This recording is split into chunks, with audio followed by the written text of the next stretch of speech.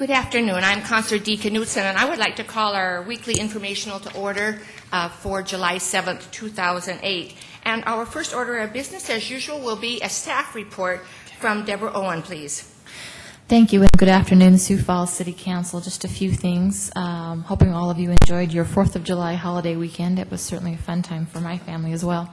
But just to give you some heads up for tonight, item number 23, which is a second reading, an ordinance, is being requested to be deferred to July 21st to allow for additional staff review of the language being used in the said ordinance. And then also, just to let you know, and I believe Council Chair Knutson will be making the motion, but item 43 has been requested as a courtesy to move that up in the regular agenda to begin the regular agenda tonight. And that has to do with the condemnation of land resolution so that we can accommodate those who will be here for public input and then also the parties who are representing the city as well. And that's all I have. Thank you. And thank you, Deborah. And we'll go ahead and start. Yes, sorry, Councilor Costello. I just have a question regarding the moving around of the agenda that we seem to have done quite a bit lately. You know, I just wonder, the agenda is set, and it's done, I believe, on a first scheduled basis type thing. And when we move this particular item up, and I assume there will be a significant amount of input from the neighborhood and the individuals involved, but we're forcing everybody else that came here for other items to sit through it. And I'm fine with moving it up, and I'll support it, but what's the rationale?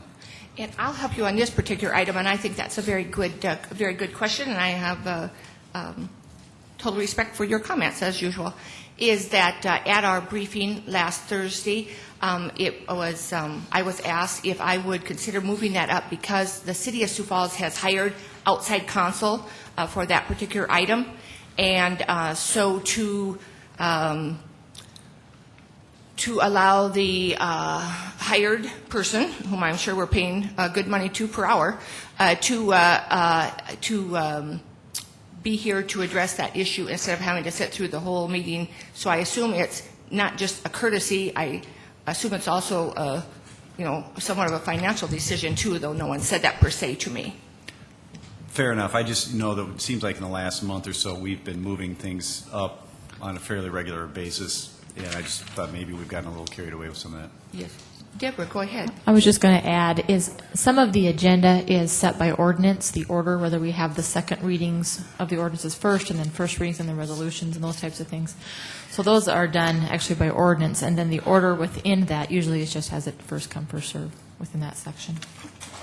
And I know that, sometimes in the past we have moved up items like on the arts mural and things like that would help school children get home earlier and so forth. But again, obviously there are no school children involved. And so again, that is the best answer and the very honest answer that I can give you. Any other questions? Yes.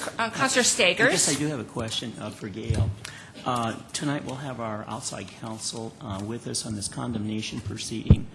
I guess I'm wondering, why do we have an outside counsel? Don't we have the expertise within the city attorney's office for this? Well, it's my understanding, although I wasn't in on the decision-making specifically for this, is that the outside counsel, who is Dick Gregerson of Woods Fuller Law Firm, has a significant amount of expertise involved or from past condemnation practices. And I don't know exactly what the reasoning was, Councilman Staggers, for I know Assistant City Attorney Tornow has been involved in condemnation procedures in the past, but it's been elected to go with Woods Fuller at this point in time. Okay. And I can check on that for you and certainly get back to you. Thank you, Gail. Yeah. And I think I would just add, I totally agree with what Gail said.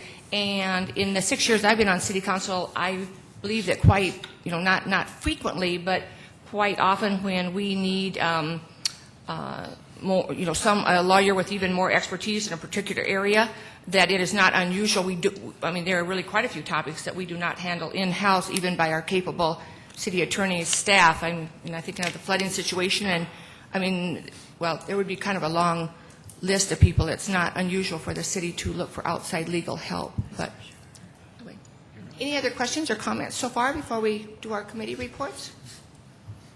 Okay, we'll go ahead and we'll start with our audit committee. Councilor Costello. No report for the audit committee. Sorry, Councilor Liz. Would this be an appropriate time to ask the chair of the audit committee a question? Sure, of course. Earlier this week, I received an email from our auditors, and it was about the unpaid fines in the city of Sioux Falls. I don't know if any of you got the same email, did you? It was an interesting subject, and I was wondering if that would be a worthy subject for the audit, our internal audit, to go ahead and investigate and bring that forward, some of that information. I would request that the audit committee ask them to do that. If you would forward that email to me, I will bring it to the audit committee, and they can review it and decide if it's an appropriate venue for them to, investigate it. Very good. Thank you, Councilor. Okay, going forward, official committee, Councilor Costello. Immediately following our meeting here at the informational meeting, we will have our fiscal committee meeting, and we will discuss a proposed amendment, I guess, to the balanced budget resolution. Okay, and I was just going to just add, too, another option if the fiscal committee decides to change anything, and maybe it will not, but besides the two options that I gave you last week, another option as a former English teacher would be to just scrap one section and just rewrite it. Sometimes that's easier and a better way of doing it than just cutting out this or cutting out that. So just like to encourage you to think about that too, but I'm giving you my best thoughts. And I did have another visit with my legislator husband on this topic to ask, exactly how the state has it worded and so forth. And he reminded me that I really need to be careful about comparing apples and oranges, because with the state situation, they do not issue debt, like we do, though, of course, we are very, very, very far from our debt capacity. But I'm just saying, he just reminded me that, it's a constitutional provision in the state government, and that I said, well, but when do you handle or spend your reserves? And he said, when we need them.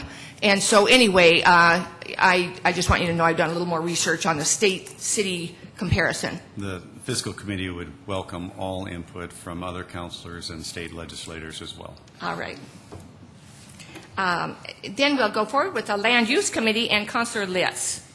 Well, it's been a while since we've had anything to report, but we did have a meeting last week, and what we met with was the Bob Capel and the environmental water control folks, and what we talked about was the MDLC, which is an acronym that stands for the maximum daily I forgot. But anyway, what it amounts to is how many daily loads that are allowed to be put into the water, the stormwater stream in the city of Sioux Falls. And what we're doing here is trying to come in compliance with state and federal law through the state, and discharges that go into the Sioux River are the main concern that we have, although other tributary creeks in the area are also being looked at. Covell Lake was discussed as it being, it's part of our retention pond now, retention pond system, so it kind of puts that into a little bit of a different flavor as far as bank stabilization and a few other things go. Suspended solids and other inert things. East Dakota Water Co-op was there, and if you remember here about 6 months ago, we had an issue where Menards had violated the federal law and was fined, and were able to stabilize some bank out at Slip Up Creek. And we found out at that time that the East Dakota Water Co-op folks had been taking chunks of money and buying pieces of, or they were getting an easement on chunks of pasture that abutted the river, north of Sioux Falls, and they're continuing on with that, and it helps keep the water really clean. Also, what we found out is the city of Sioux Falls is hiring a consultant firm out of Rapid City to help bring us into compliance on this. We're ahead of the curve. The good news is the water in the Sioux River is way cleaner than it was even 10 years ago. So we're gaining on it. The number of fish, the species of fish have gone up. The water quality has gone up. The fecal coliform content has gone way down in it, and that is a big problem in this part of the state, incidentally. So, but that about summarizes it. There was no real action taken at there. It was more of an informational meeting, and to me, being in the construction industry, finding that the suspended solids also, that's the runoff from job sites in this town, has been curtailed to a large degree, and that was encouraging to me. Thank you very much. Now our Public Services Committee, Councilor Brown. We will meet next week, but I do have a question for Deborah. Will you be ready to have some language for us to look at on the elections issue? Yes, I think we're going to work on, working on already. We have some notes from input that was at the last committee meeting, but then also from staff as we worked through things this last election cycle that we might like to see if you're favorable, you'll receive favorably to change a few things for the ease of compliance. So, yes. Then my report is we will meet next week at 5 o'clock. And thank you, Councilor Brown. And I had mentioned to Justice Amundsen on the election topic that he might want to come to that meeting. I believe he's out of town that day, but anyway, we can stay in close touch with him on that issue, which I know we're doing. Okay, and also, again, all of you know that we are going to be proposing some changes in our child care ordinance, and you will hear about that tonight. And Judy Boozman from the Health Department, who has worked very knowledgeable in this area, is here this afternoon also. If you have any other questions for her, we're obviously not trying to repeat everything, but if you have any particular questions, you've received the proposed ordinance and so forth, but I just thought since she's here, and I suggested to her that she might want to be here for this topic and other important topics. Okay. All right. Looks like, I guess I do have a... Yes, Councilor Stagers. I don't have the proposed ordinance in front of me, but we mentioned a number of times in committee about this notion of a website. And Director Boozman, would you like to come forward and just take Councilor Stagers' question, concern, as far as, again, a website regarding daycare, child care services in our great city? Yeah. Okay. You want to go ahead with a direct question, please, to the Director? Judy, anything about a website? On our website, we have made some additions of information for parents and for recommendations. I think one of the things we talked about, if you're referring specifically to violations and complaints, would be that we've addressed, that the daycare complaints are on the website so that you can see where there have been violations. And again, from working with the city attorney's office, they're looking at substantiated claims, so where there's been an investigation and it's been substantiated, and that is available on the website.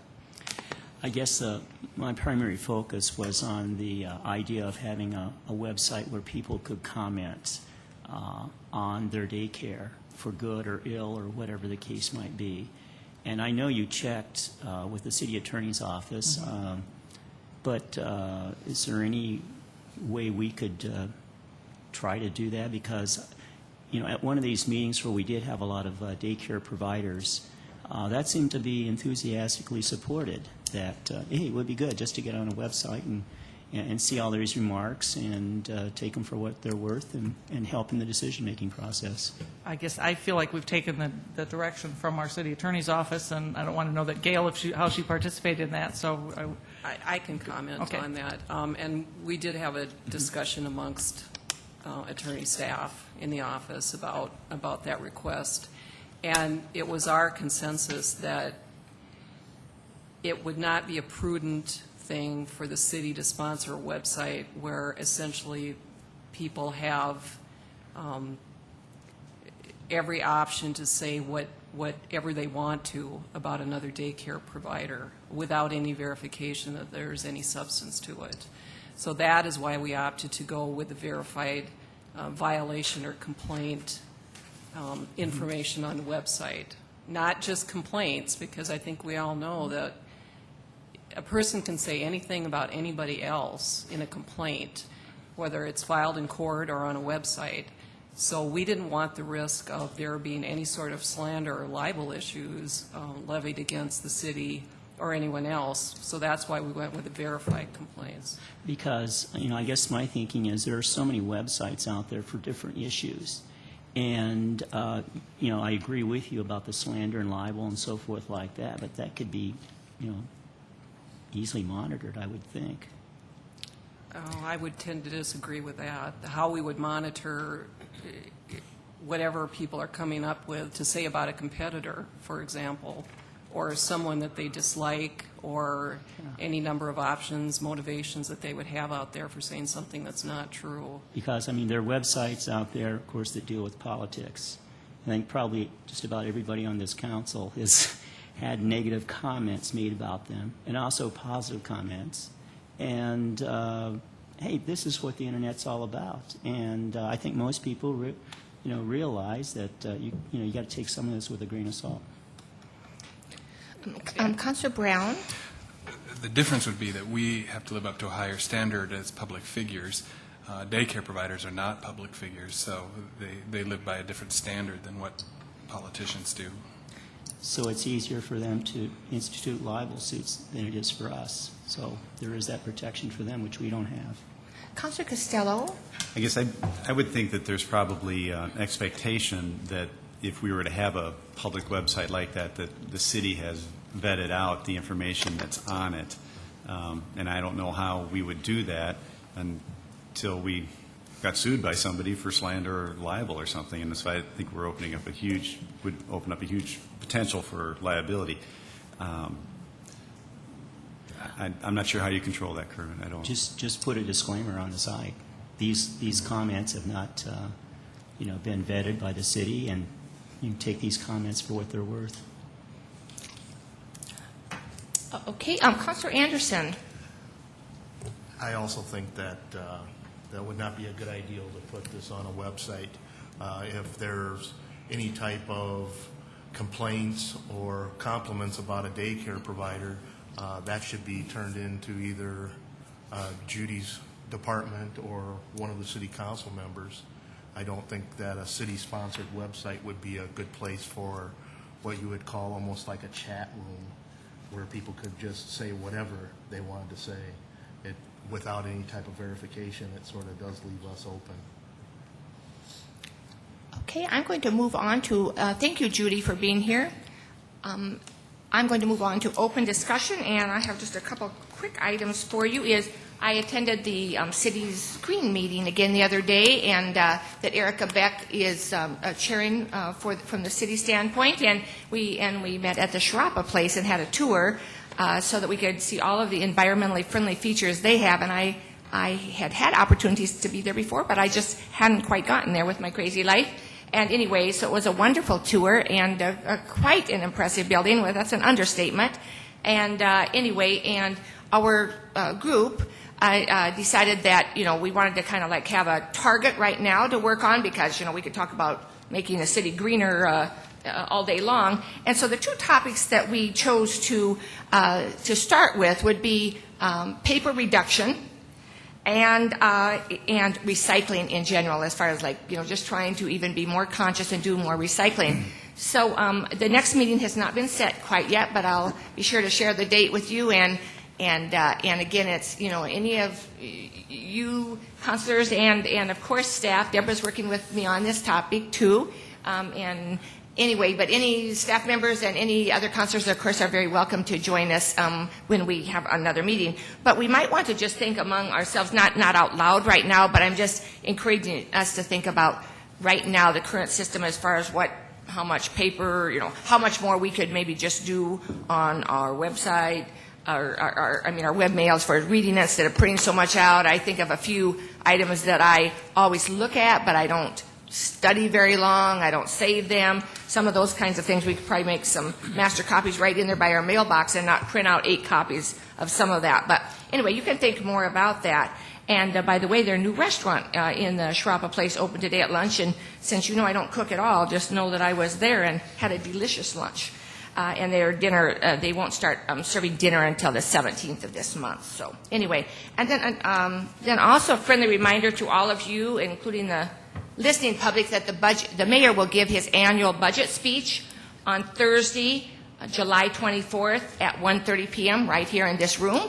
And we encourage the public to come to that budget speech if they are able to, if their work schedule provides or permits them to do so.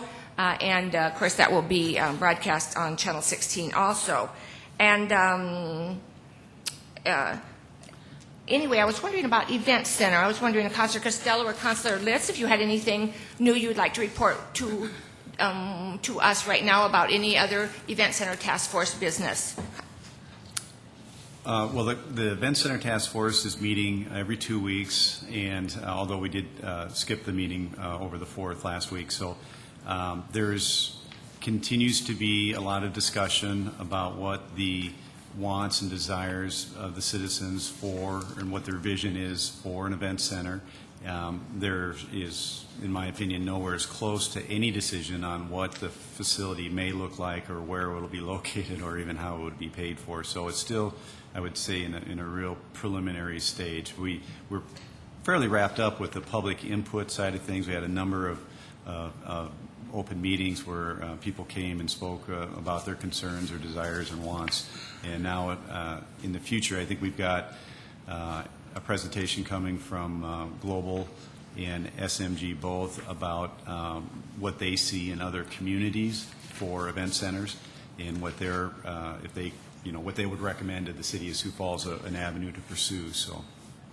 And thank you for that information. And Councilor Litz, would you have anything to add to that? Well, I think Pat pretty well summarized it. I went to the first 3 meetings, and then the one on June 18th I had to miss because I was out of town. But there's one other factor in here that has changed since we started this, and that is the cost of fuel. And I think somewhere in between all this, and I'm not sure where, it's going to be a factor on what comes to town, who goes to see it, how many people come to see it. We don't know what that is yet, but I think that's going to loom large in our future on our decision for this as well.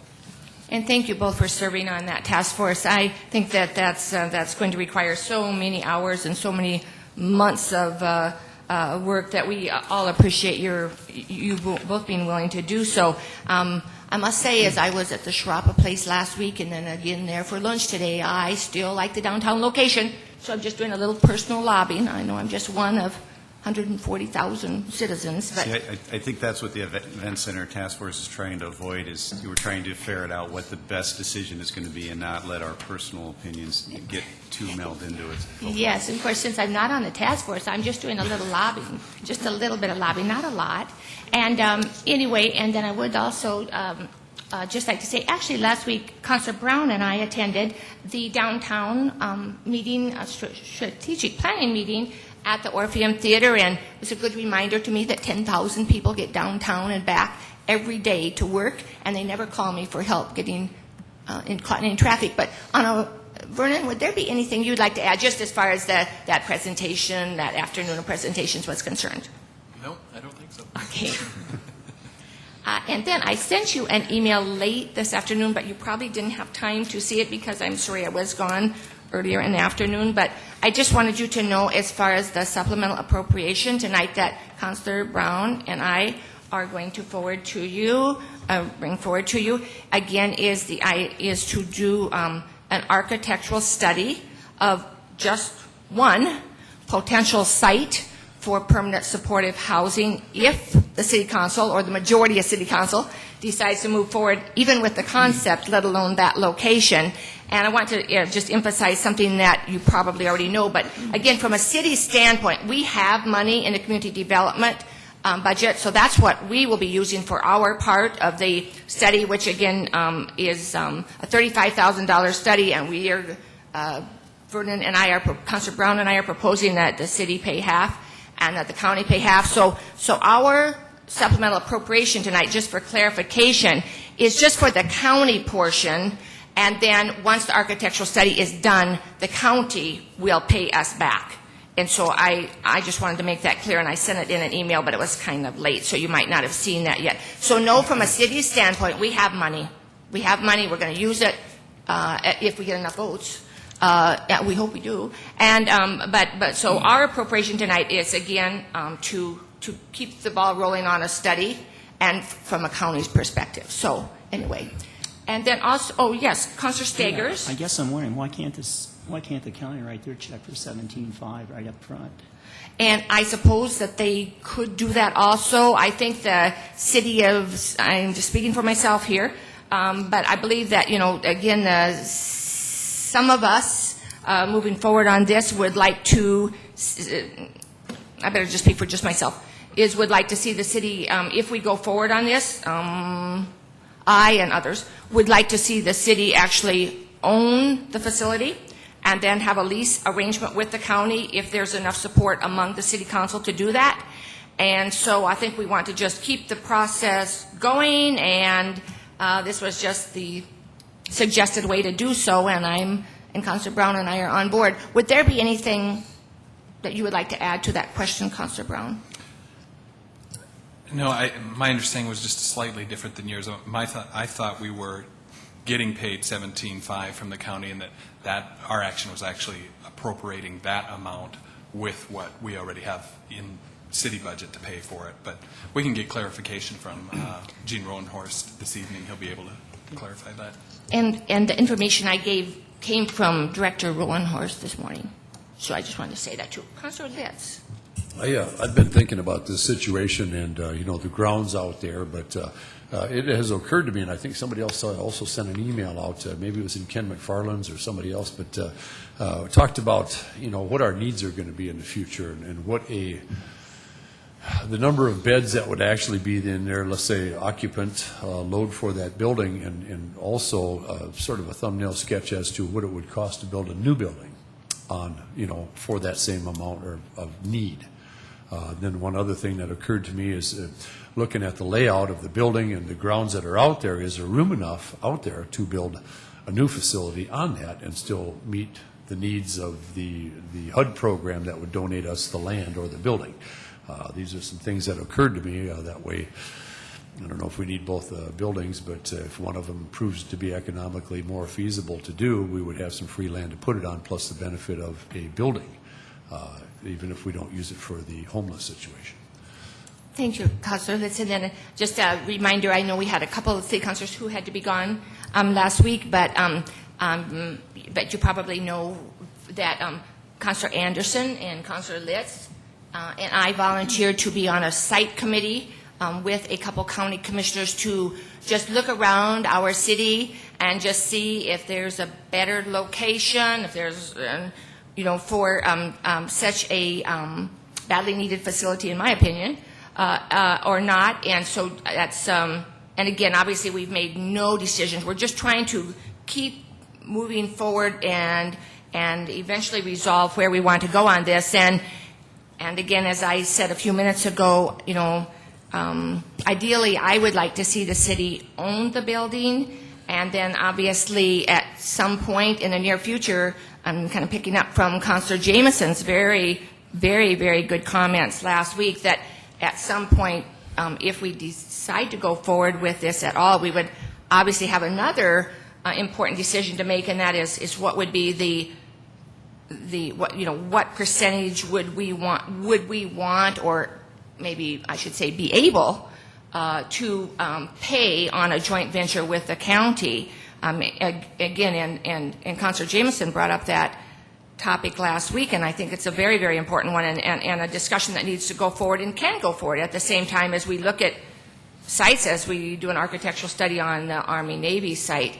And I would just like to throw out publicly that my goal at this point, considering all the challenges we have ahead of us as a city, growing city with lots of needs, obviously, is I would like to suggest that we seriously consider having the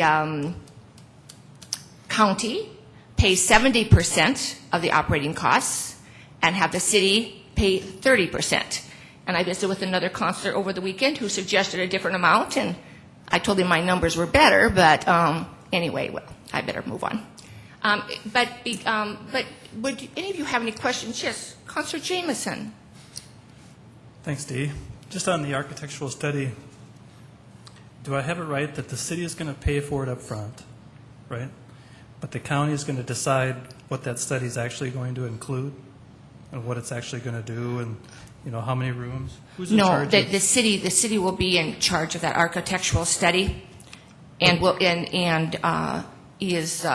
be visiting with the city attorney, or the city engineer more about that building, and will still trying to decide. We'll probably go forward with suggesting an architectural firm. Again, it's a $35,000 figure under professional services, though that decision as of late morning had not been made yet. And Councilor Brown and I are going to be in the loop on that decision. But the answer to your question is no. Okay, well, what I guess I'm after is the idea that the city and county are going to work together on deciding exactly what's going to be in that study, right? The city's just Well, not gonna- I assume, yes, I assume that there will be that the county will be able to give as much input as they wish, but that we will be in charge of the study, so to speak, but I mean that in a very positive way. The county will be able to give plenty of input. Councilor Brown. And I suspect next Monday there's a homeless advisory board meeting, and the board will probably be also weighing in on what the scope of that study would be and make some recommendations for that as well. Councilor Benega. I guess I have a question, is if we know how much the study's going to cost, why don't we know what the study's going to be reviewing? Well, I assume that there may be, again, we know, some of us who've been through the building and so forth know, what we have ahead of us because it's a very old, solid building. Again, I think is what I don't know if I have a real articulate answer for you, Councilor Benega, on that, except that I think our goal, and Councilor Brown can help me here, is our goal would be to see if that particular building, if we were to renovate that building, very solid building on, a great piece of land, for 35 single units with their own bathrooms, and very basic units, nothing luxurious here, is that... I think that's basically the goal of this study, and I don't know, Councilor Brown, could you help on that? I don't feel like I've answered this question very well, but I don't know what else to say. Randy Bartunik has sought the services of an architectural firm, and that was the estimate they gave us for the cost of the study. And the scope of it, I think, is the details of the scope are yet to be determined. That's what needs to be worked out, but I think the total cost would not exceed $35,000 is the way I understand it. Councilor Litz. My understanding was that was for looking at the old building, which is quite an involved process involving a lot of trips out there. My thoughts on the new one were, is once we've established what can be done out there, you have a solid number to work with as to what your ability to how many clients you'd be able to place in a place like that, and to transfer that into a new building would be fairly easy. There's a lot of software for it, and I don't think it would cost too much more. And my thoughts were to see if they could facilitate that very inexpensively, the cost of a new building. I guess my next question would be then, is this the same firm that made the estimate of $2.6 million to... That figure was clearly what I would call an eyeball. I don't know if that's such a word, but I know it's a word. But really a ballpark estimate as opposed to a detailed structure. It's kind of like a walkthrough estimate. And I would say estimate with a very, very, very small e, as opposed to someone kind of walking through and saying, well, this building is whatever I guess. I think that was really, it was their best guess, but it was clearly not an architectural study, not a solid estimate, just a ballpark figure. Would you help me on that one, Councilor Brown? That's correct. They just walked through the building and said, worst case scenario, this is what it would cost, but it would take an architectural study to find exactly what the cost would be for a remodel. Councilor Litz. My feelings on that, Gerald, were that they had covered themselves well on that guesstimate, and I also inquired as to whether they had the labor costs in there, and they assured me they had. So. Thank you, all of you. Any other questions or comments on that important topic? Councilor Costello. Okay, on a different topic. Councilor Costello. I noticed in an email today that the Public Works has scheduled an open house for the I-29 corridor study on July 17th at 6 o'clock, 6 to 7:30. And I, for one, would like to attend that, but that happens to be the same night we're doing our CIP presentations. So I was hoping that maybe the chair could visit with the administration in the next chance and try to, I don't know if there's anything done to reschedule this meeting, but in the future to, avoid. To work around to our look at the major schedules. meetings. Yeah, because even they're going to do a presentation at 6:15. That's the last night of our CIP presentation. There's no way, or highly unlikely, that we're going to be done at 6 o'clock, even though we're only scheduled till 6. And so I doubt that there's going to be an opportunity for any of us to go to the public meeting. Okay, thank you. I will sure, you can be certain that I will express that. And would you remind me, I saw that email too, but would you remind me where is that meeting going to be held? Convention Center. I'm sorry? At the Convention Center. Okay, at the Convention Center. I think it's Exhibit Hall 1. Okay. And, and maybe we should just try to speed up our meeting that day, so, just a little bit. I mean, to just be conscious of time, and just so that we could be done by a little bit before 6 and run out there. God bless you, but I don't think that's going to happen. You don't think so? Okay. No. All right. You save all your questions for next year. It could happen. I have another question, too. Yes. Uh-huh. I watched the informational meeting on Granicus because I wasn't able to attend last week. Was there a discussion on the airport overlay district? What happened with that? Actually, that topic is still being studied very closely over at City Hall, and I expect a recommendation from the city attorney and other people, mayor, et cetera, on that topic in the very near future, and that topic is still very much on the front burner. Deborah? I could just add, I think I sent an email out early last week, which has the city attorney meeting with the Airport Authority Board and I believe some members of planning who are going to look at revising the ordinance. There are some typos in the ordinance as well, so they actually will revise it at some level, but they wanted to perhaps more narrowly draft that easement language to the issue they're looking to address. But I don't know when that meeting is at this point. I think Councilor Staggers had suggested at one time maybe we should just repeal that ordinance and start over and get it right. And quite frankly, I'm almost of the opinion that might be an appropriate course of action because I went back and reviewed the informational presentation in both council meetings where we had first and second readings, and it was nothing. I mean, what we were sold was what we bought was not what we were sold. Well, and Councilor Costello, just on that topic, I too, I look forward to the recommendation, and I too would have absolutely no reservations about repealing that airport overlay easement plan if in fact that is the thing we should do. And for sure, I think it's always good for us to review ordinances because I think we do work very hard and that we try to make good decisions, of course, but that we really are not perfect and that we do sometimes make mistakes. And I just would like to just say that I look forward to more discussion on that topic.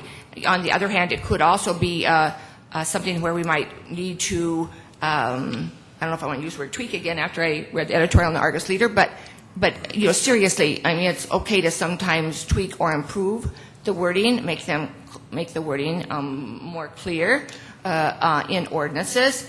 On the other hand, it also could be possible. It could have been more of an interpretation problem as far as how it was implemented than how it was ever intended. But anyway, just know that clearly there's lots of effort being exerted on this topic and lots of discussions going on, and we will hear back very soon on that important topic. Well, Councilor Staggers. The home builders have a committee that's going to be meeting Wednesday about this too, and any insight as to when we're actually going to hear anything back? I believe that within the next 2 weeks, don't hold me to exactly that day on the calendar, but my understanding is it's going to take about a month and about 2 weeks are gone, and so I expect for us to have a presentation from Director Cooper or someone like that, or city attorney, assistant city attorney, or someone in the in about 2 weeks. That's my best guess. And again, I think it's fine that other groups are meeting on this and talking about it. And anyway, so again, I think, okay, that's all I have to say on that one. And then I guess, would any of the rest of you have any other open discussion items, I mean? Anything else? Okay, I would like to just tell you that that as you all know, this is my last day chairing our city council, and I would like to thank you for the opportunity of chairing this great group for a year, and I really appreciate the support that I've had from all of you, and I apologize for the times that I've made mistakes. I say that staff-wise, council-wise. I know I have not always been perfect here, and I do sincerely apologize for mistakes I've made.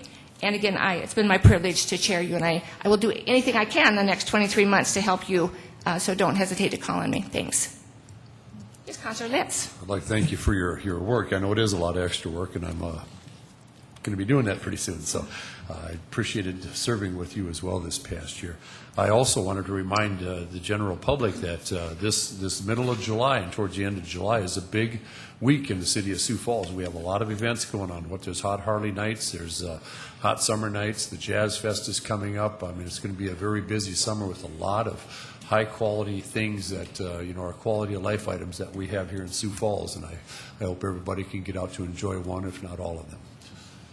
And thank you. And the other thing I was going to say is the mayor's picnic, 4th of July picnic, was just a fabulous success again. I mean, even larger group of people than in the previous years. And I know Councilor Costello and his family participated in the parade and were at the picnic. And anyway, it was just wonderful weather, not too hot, not too windy, not cold. And it was just a perfect day for the event. And I would really like to thank Sandy Friends and Erica Beck and Mike Hall for chairing that event. My husband and I worked the ice cream stand again. That's something we can handle pretty easily, handing out ice cream bars, which, by the way, is much easier than scooping ice cream. And now Dave considers himself a dessert specialist. So anyway, but we had a great time. So anyway, yes, Councilor Costello. Be sure to thank your husband for the extra ice cream bar I got. Okay, and you could use one before he could. Did you ever hear how many meals were served? I was curious. We had food for 5,000 people. We had that many sandwiches and so forth. And again, I think that we ran out of food pretty early afternoon. And I don't know how many ice cream bars we had, and I was still handing them out as I was walking to my car. But I know that we, thanks to the very generous help of some major corporate sponsors, the food and beverages and ice cream were provided once again, but I know that we had enough food for 5,000 people, and wow, it was a huge success. So thank you to everyone involved. And with that, I will adjourn the informational, and we will see you this evening at 7 o'clock, and Fiscal Committee will start immediately after our informational.